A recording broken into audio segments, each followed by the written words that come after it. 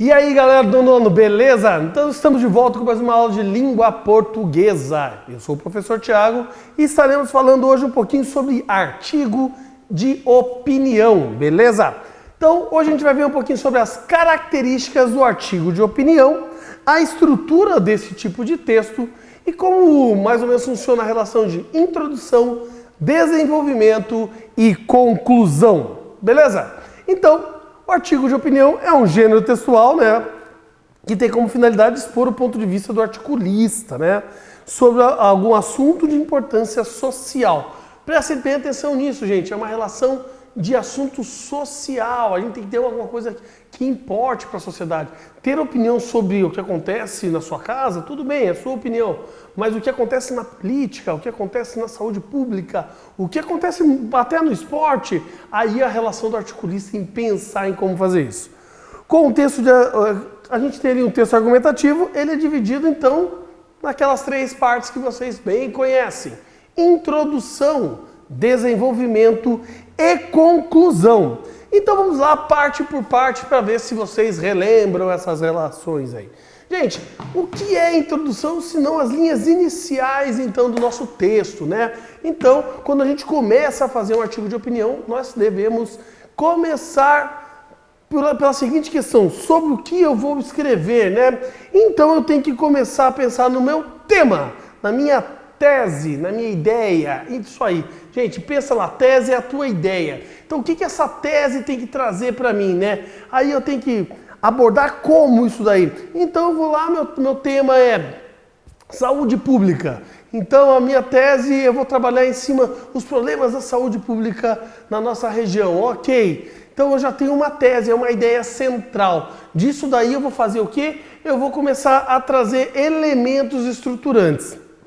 Ok? Então, esses elementos estruturantes a gente começa a relacionar sobre o assunto. Lá na apostila de vocês, lá no livro de vocês, na página 9, nós temos um texto sobre a relação da música, a diferença aí, relação cultural de um texto que fala da música lá de 1987 a 30 anos depois, ali em 2017, né, gente? Então ali ele mostra no início desse texto a relação para o leitor de como era a cultura brasileira lá na década de 80, né? E como é a cultura brasileira na década atual ali, como se mudou as questões sociais, se mudaram as questões econômicas e também as questões políticas. A gente pode pensar assim rapidamente, as questões políticas mudaram no Brasil de 87 para cá? Claro que sim, nós tivemos ali a redemocratização, né? Logo tivemos a eleição ali de Tancredo Neves, aí assume lá o José Sarney, depois a gente vai ter a primeira eleição direta que elege o Collor e assim por diante. Em 2017, a gente tem uma outra relação, uma nova troca política aí, né? A eleição do atual governo, todas as questões políticas envolvidas. Então isso tudo influencia nas questões culturais do nosso país. Então o texto lá começa a tratar que a música é influenciada por isso daí. Logo depois a gente vai ter o desenvolvimento. E para que serve isso? Para que eu possa defender a minha tese, né? Então ali o meu artigo de opinião vai ter que começar a argumentar de forma que eu defenda a minha tese, né? Então ali eu tenho que utilizar de uma forma mais clara as minhas ideias, né? Tem que ser mais nítido naquilo que eu estou falando. Então lá o corpo do texto é onde encontramos a defesa da minha tese lá, né? Para esse elemento do artigo de opinião, o articulista usa de argumentos para comprovar aquilo que ele pensa, aquilo que ele trata. Então a argumentação, gente, ela tem que ser muito rica. Ela não pode ser uma coisa assim, jogada ao vento, né? Você tem que ter embasamento, você tem que ter uma pesquisa prévia, você tem que ter anotações. Ela poderia usar de fatos do cotidiano, olha que coisa boa. Você pode fazer relação com o teu dia a dia, com o dia a dia das pessoas. Se nós estivéssemos falando, como eu comecei como exemplo, em saúde pública, ver as estruturas da saúde pública na tua região, se funciona a relação de postos de saúde, de unidades básicas de saúde, de unidades de pronto atendimento e hospitais, como isso é relacionado. Como ali no texto a gente está falando sobre cultura, como a música influencia o dia a dia do nosso povo, né? Um contra-argumento. O que seria um contra-argumento, gente? Nada mais é que uma antítese, uma contrariedade de tese. onde eu vou jogar uma ideia um pouco contrária àquela que eu estou defendendo, simplesmente para fortificar o que eu estou pensando, fazer que a minha ideia progrida. O que eu faço? Eu jogo contra. Eu falo os elementos estruturantes que poderiam ser contrários para que, quando eu retomar logo depois, eu retorne muito mais forte. Nesse momento, o uso de elementos coesivos é primordial. Lembra lá dos elementos coesivos, as relações de coesão, as relações de progressão, anáforas e catáforas, né? Anáforas, retomar com coisas já ditas, catáforas, antecipar elementos. Temos que fazer isso daí neste momento aí da nossa produção. Então observe que aqui os elementos coesivos são utilizados para ligar os parágrafos, principalmente as ideias. Uma dica importante é que os argumentos sejam diferentes entre si, dando um texto mais força e convencimento. Gente, uma ótima dica para vocês em relação a isso é nunca começar com o seu argumento mais forte lá no teu desenvolvimento. O porquê? Porque quando você joga um argumento, quem está lendo, o seu leitor, ele vai querer que você faça o quê? Melhore cada vez mais a sua articulação, melhore o seu texto. Então, se você coloca o teu argumento mais forte, os outros argumentos, eles vão acabar fazendo que o teu texto perca interesse. Então, se o teu leitor perder o interesse, ele deixa de lado. Faça um contrário, gente. Faça uma relação de pirâmide invertidinha ali, ó.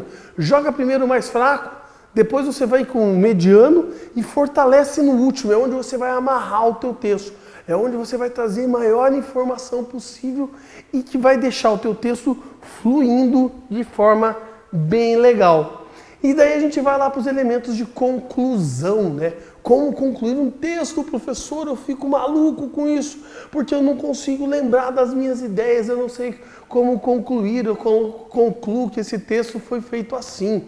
Isso está muito errado, isso talvez seja o maior erro do texto escolar. Por quê, gente? Essa etapa é a etapa de você fechar a tua ideia. É a hora que você coloca lá o toque final. É a hora que você fecha com aquela pitada de tempero. É onde o autor costuma fazer uma síntese dos argumentos utilizados no desenvolvimento. O que é sintetizar? Você vai pegar todos os seus elementos argumentativos e você vai juntar eles de uma forma que apareça algo claro e direto. Onde o cara acabou de ler aquilo ali, mas ele retoma. E essa retomada tem que ser muito objetivada. Por quê? Porque você vai dar tempo de ele conseguir raciocinar. E posteriormente uma retomada da tese inicial. Porém agora com mais força, visto que a tese já foi defendida. Eu já convenci você no segundo parágrafo. Agora a única coisa que eu tenho que fazer é vir esculachar. Mostrar que a minha ideia é essa mesmo. Ela é forte e ela é muito objetiva para você. Tá? Essa conclusão reafirma o ponto de vista do autor, porém existem outras formas, né? Então nesse caso ali ele só retomou ali o ponto de vista dele e manteve o texto alinhado. Mas a gente tem uma forma que é muito interessante, que é achar soluções para problemas sociais. Então se existe um problema social, como a gente está falando de saúde, como ajudar aquilo ali a ser solucionado. Então se você pensar qual que é o grande problema numa unidade básica de saúde, é a superlotação. Então a gente tem que pensar numa organização dos horários. Ah, mas na UPA lá perto de casa não funciona porque todo mundo que está gripado vai para lá, mas calma lá. A gripe assim é uma relação que é de extrema necessidade de ir para uma unidade de pronto atendimento, ou você pode ir numa unidade básica e lá ter os primeiros atendimentos, entenderam? A gente tem que mostrar para eles um enquadramento de como as coisas devem funcionar. Quando a gente pega as questões de cultura que nós temos lá no nosso texto, lá da página 9, que vocês vão dar uma lida agora, vocês vão perceber como é a estrutura disso. Ele mostra como avançar as questões que um texto tem. Como emitir a relação de cultura no nosso país, né? Então, desculpa aí, volta aí, dá um pause, vai lá na página 9, lê o teu texto, beleza? E volta aqui para a gente conversar um pouquinho mais.